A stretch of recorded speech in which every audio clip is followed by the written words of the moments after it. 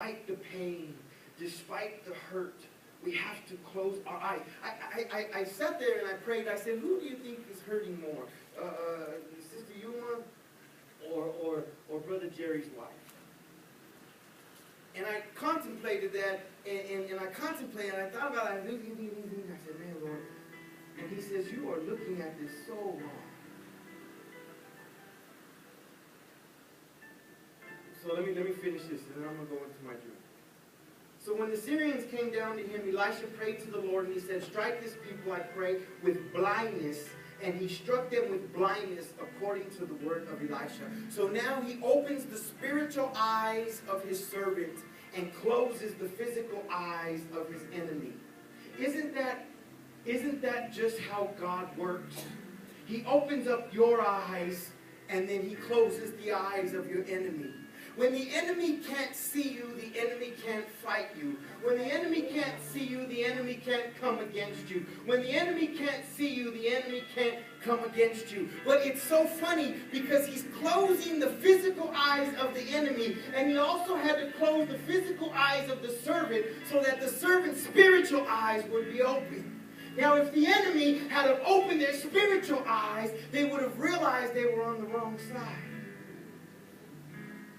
So here God is giving us an opportunity to either be blinded by our problems, be blinded by our enemies, be blinded by the situation, be blinded by our pain, or we can see for the first time. Can you imagine going to a funeral and looking at the casket and saying, God is doing something? They would think you were crazy. Can you imagine going to a baby shower and falling on your knees and praying, oh Lord, protect this baby because this life is cruel, this life is hard, this life is mean, and I just wail on the altar because of the birth instead of wailing at the altar because of the death. But your eyes are being opened because you are seeing now that God is doing something. He's building a character. I mean, there was a song we sang that said, I want to be like you, or I want to be like you, Jesus. Do you really want to be like Jesus? Because if you're like Jesus, you will show up to the tomb on the fourth day and call Lazarus for, you know why the fourth day is because in the Jewish religion, they believe that the spirit hangs around for 3 days. Okay, that's why Jesus had to be raised on the third day. If he would have been raised on the fourth day, the Jewish people would not have believed. Because they believed that for 3 days the spirit hangs around the body. But when Jesus showed up for Lazarus on the fourth day, they said, it's too late. You are a day too late. The spirit is gone. And Jesus said, wait a minute, you're not seeing what I see. And he said, Lazarus. I heard a preacher say, if he had not called Lazarus by his name, every dead person in the tomb would have came out. So he had to call him specifically. But Jesus saw something that the others didn't see. So if I want to be like Jesus, I got to see every scenario, every situation, every problem, every pain, every hurt. I got to step out of my body and I got to look into the spirit and see what God is doing.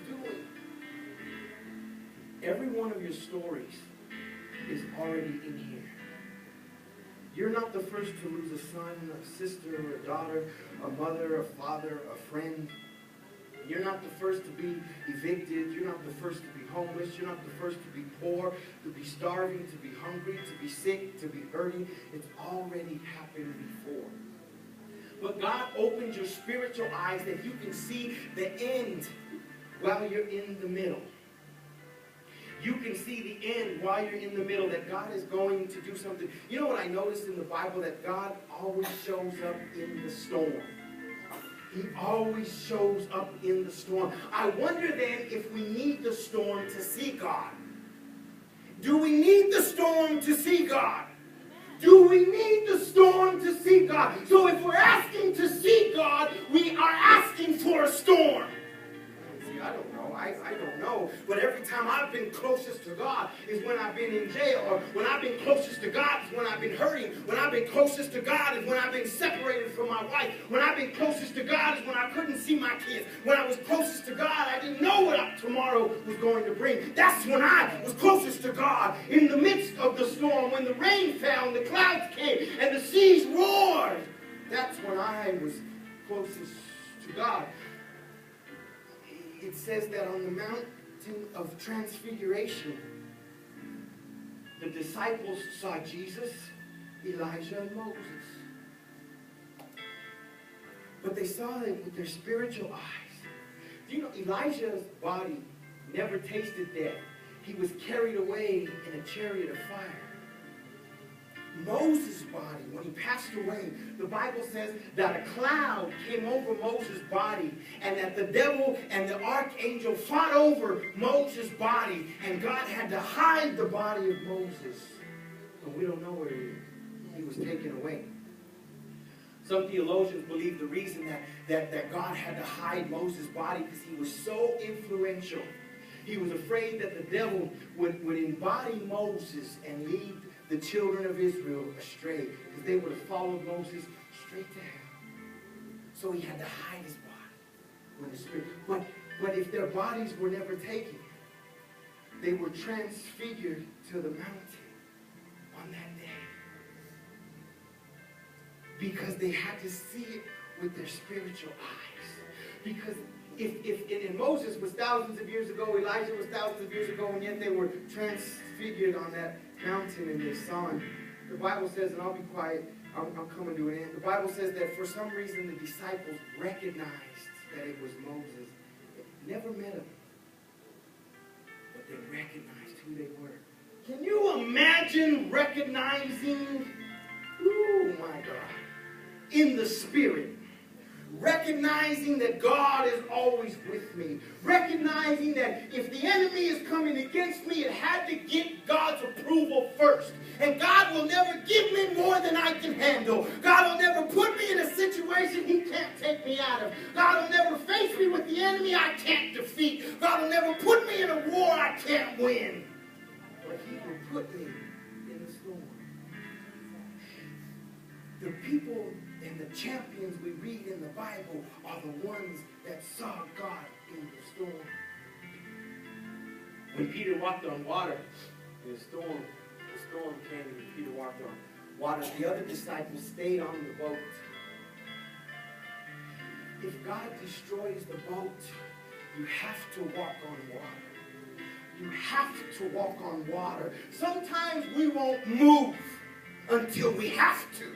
Sometimes we won't go until we have to. Sometimes we won't cry until we have to. Sometimes we won't give until we have to. Sometimes we won't ask for forgiveness until we have to. If God breaks up the boat, you have to walk on water. I believe that God is going to open your spiritual eyes. But you have to live up here. You have to live up here. It's not what you go through, it's how you go through it. We're watching you, Brother CJ. We're watching you, Sister Janelle. We're watching you, Sister Anna. We're watching you, Sister Yuma. We want to see how you're going to go through it. We want to see how your character, we want to see how your personality, we want to see how you lean on God. So when it's my turn, I want to be like Sister Janelle. I want to keep my head up, my shoulders back, and my praise strong. Because if they can go through it, then I can go through it. If they can see with their spiritual eyes, I can see with their spiritual eyes. So I had a dream. I